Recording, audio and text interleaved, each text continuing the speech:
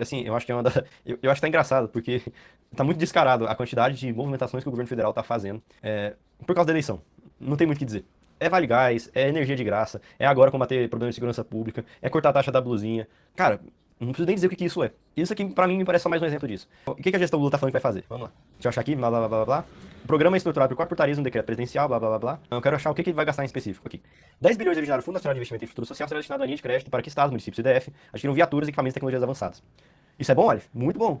Eu fico feliz que tenha dando viaturas, enfim, armas, equipamentos. Mas é o seguinte, não tem como você tratar de facções criminosas só com isso. Você tem que autorizar a polícia a matar bandido. Começa por aí.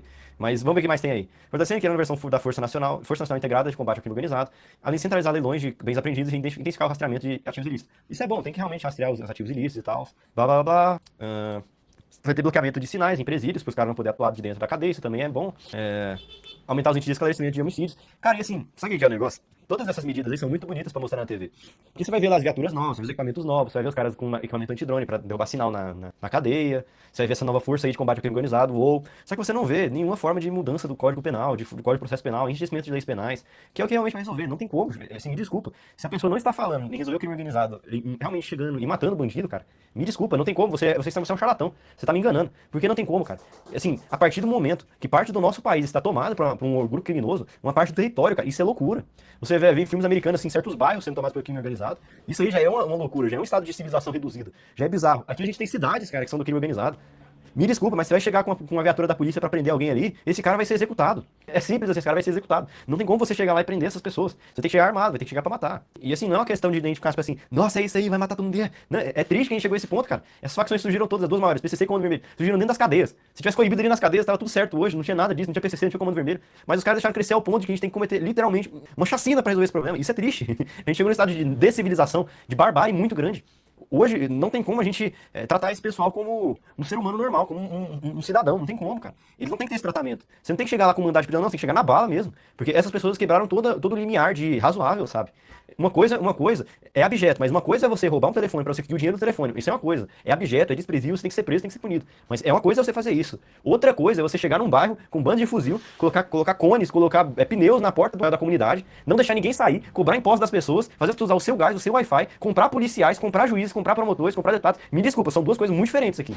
E essa pessoa que tá desse lado aqui é essa pessoa que não tem que ser o tratamento de um criminoso apenas. Essa pessoa tem que ser tratada como inimigo do Estado. É muito simples assim. Essa pessoa é inimigo do Estado brasileiro. Ele é um soldado de um exército inimigo. Esse cara tem que ser morto. Se esse cara se render, tudo certo. Mas esse cara tem que ser morto.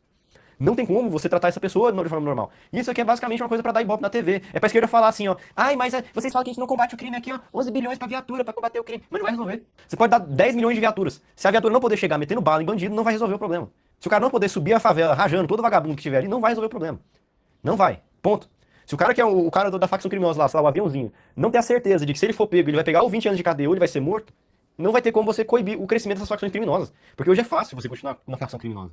Você vai lá, você tem um advogado que vai advogar por você. Se você não cair na questão processual e for solto por causa da questão processual, você vai ter a progressão de pena, a remissão, você vai poder prestação de pena alternativa, você pode ter o livramento condicional. Isso é de boa. Hoje você ser preso é tranquilo. Quer dizer, porque se você for um perseguido político, você tá, ó, ferrado. Aí de você que for preso na mão do Supremo, você tá ferrado. Mas se você for um faccionado, é tranquilo.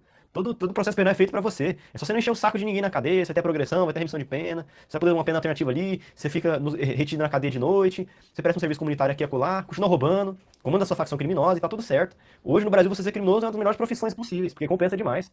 É muita recompensa pra pouco risco. Policial assim, policial saindo da corporação, porque ele prendeu o mesmo caboclo umas 5, 6, 7, 8, 9, 10 vezes. Ele prendeu o mesmo caboclo 10 vezes. Como é que você continua com esperança, cara? Você não vê o resultado. E a galera da esquerda gosta muito de atacar a polícia por vários dos abusos que acontecem. E aqui eu tô falando de forma genuína. Realmente acontece abuso na polícia, de fato. Você tem vários momentos em que a polícia abusa da força e simplesmente executa uma pessoa que estava presa, que devia ser presa e cumprir a pena. Mas isso acontece por culpa dessas punições leves, cara. Imagina se você é um policial, você prende o mesmo vagabundo 5 vezes, você vê o rosto daquele desgraçado na rua de novo, ele roubou mais uma pessoa, e você sabe que se você levar ele pra delegacia, ele vai ser solto de novo. Como é que você vai sentir na pele desse policial? É óbvio que isso não justifica ele chegar lá e sair executando as pessoas. Não, não é o certo. O certo seria ele ir pra mão do juiz e o juiz dar uma punição muito dura pra esse vagabundo. O cara tinha que ser condenado à morte ali pelo juiz. Esse é o real.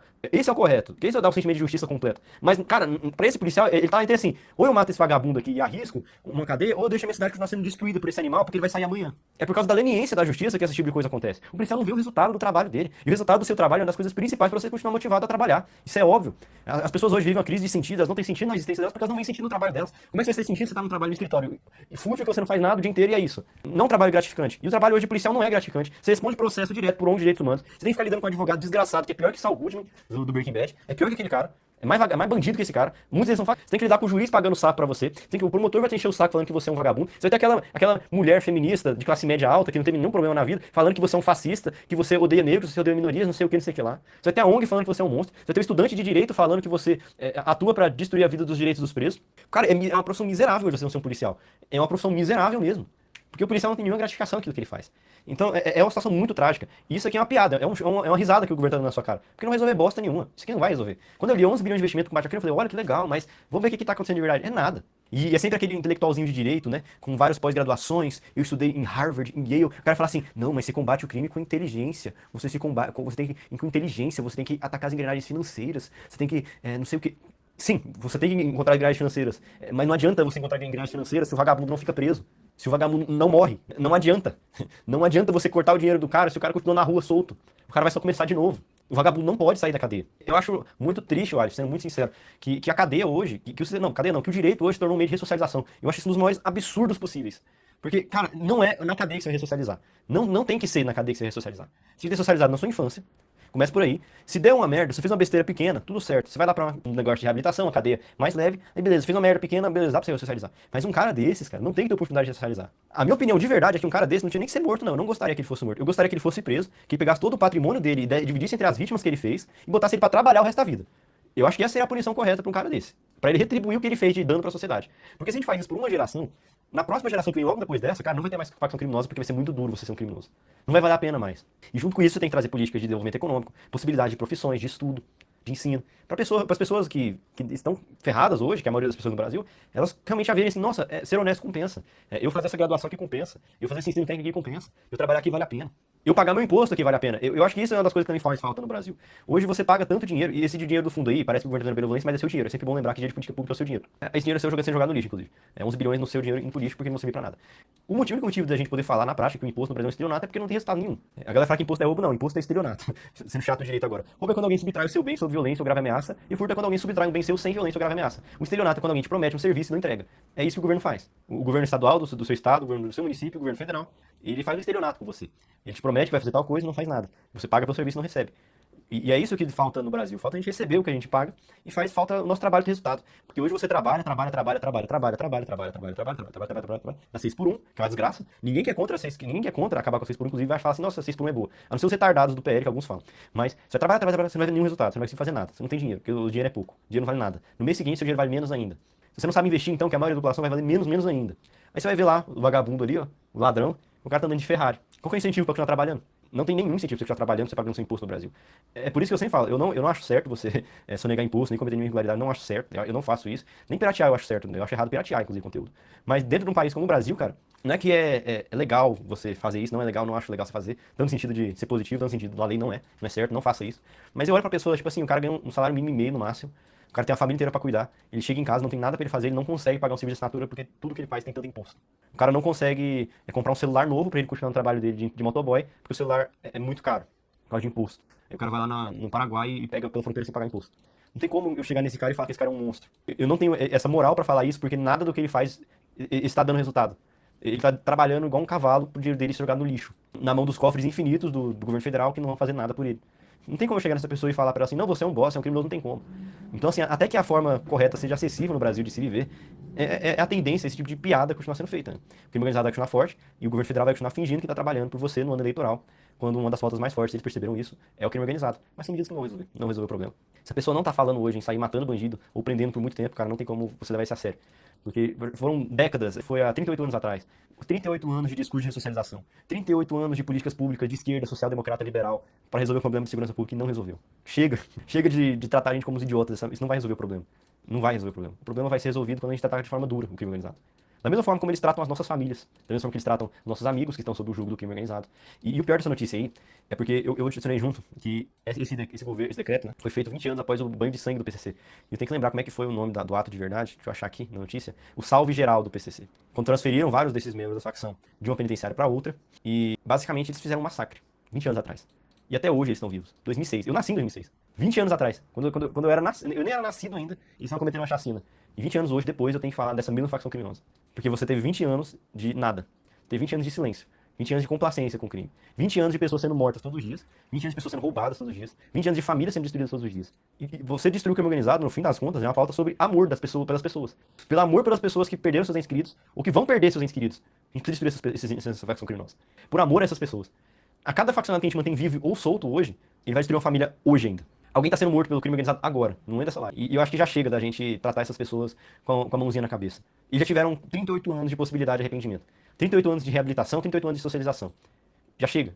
A gente tem que tratar isso com dureza. Tem que ser tratado da mesma forma como eles trataram a gente. Eu acho que é isso que tem que ser feito com essas facções. Algum comentários? Eu concordo plenamente com tudo que você falou e, de fato, não tem como haver alguma mudança, mesmo aplicando 11 bilhões, 50 bilhões, pode colocar aí 1 trilhão de reais para o combate ao crime organizado, não vai resolver enquanto não se mudar a legislação. Porque que adianta você ter um tanque de guerra se você não pode usar? Você tem a arma para acabar com seu inimigo que está destruindo a sua nação, porém você não pode usá-la. Você vai lá, prende, e a justiça vai lá e solta. Você vai lá, adquire um monte de produtos, de equipamentos, na verdade, para você atingir as fontes financeiras do crime organizado, e a justiça vai lá e devolve tudo que você aprendeu. Lembremos, né, que o STF devolveu um helicóptero de um condenado do crime organizado.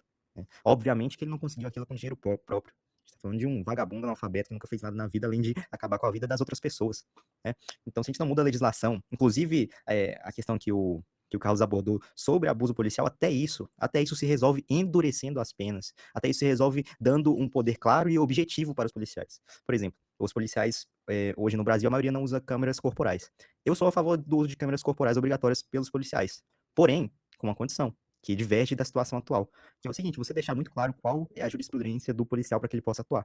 Ele pode reagir a determinadas coisas com determinada quantidade de violência, se a pessoa vai para cima dele, ele pode simplesmente derrubar ela e prender. Tudo isso, se for gravado uma pessoa indo desarmada, batendo no policial, e ele descer o cacete nela, ele vai sofrer as consequências disso, mesmo ele estando certo.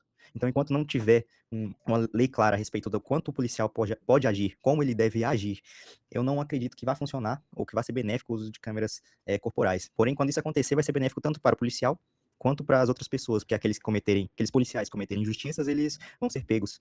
Né? E aqueles policiais que forem falsamente acusados de cometer alguma injustiça, eles serão absolvidos por conta da gravação. Né? Mas na situação atual do Brasil, onde a justiça pune o policial por fazer o próprio trabalho, isso não dá certo. Né? Enfim, é só isso que eu tenho a comentar sobre o assunto. É exatamente isso. Sem um sistema de justiça muito, muito, muito melhor, muitas medidas seriam positivas, não podem ser feitas. Né?